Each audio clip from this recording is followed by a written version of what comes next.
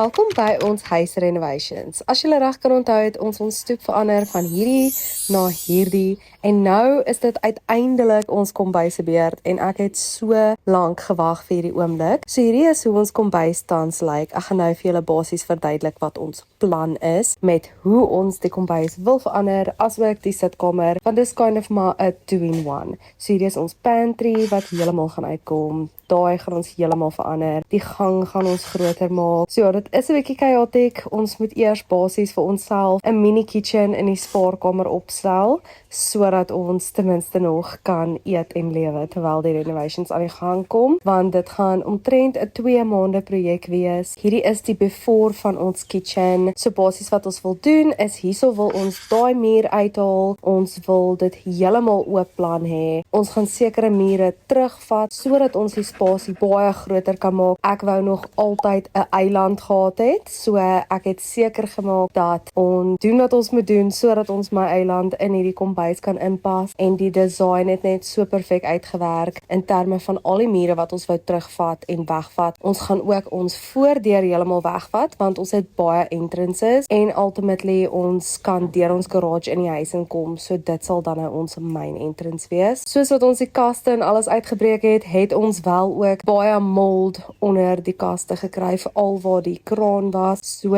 ja, it just had to go before the babies get here. Hierdie is regtig nie 'n projek wat ek wil aanpak terwyl ons 2 babatjies in hierdie huis het nie. Ons het al die teëls uitgekap. Ons gaan alles vervang. Basies regtig dit net 'n eggshell maak en alles oordoen. Ons het so lank gewag en so lank beplan aan hierdie projek en dit is uiteindelik tyd om dit te doen. Hierdie ceilings uitgekom, which I dreaded, want dit is so baie stof en dit was net regtig nie lekker gewees nie. Soos jy kan sien as mens deur die venster kyk, dit was net stof oral gewees. So dit is my worst nightmare want ek haat stof. So daar het hulle al klaar die mure bietjie begin wegvat. Ons het die pantry uitgebreek want ons gaan die pantry basies skuif na 'n ander plek toe. Die ceilings is al uit. So ek het regtig op die punt gevoel dat ons al vorder. So volg ons vir part nommer 2 en dan wys ons julle die res van die renovation.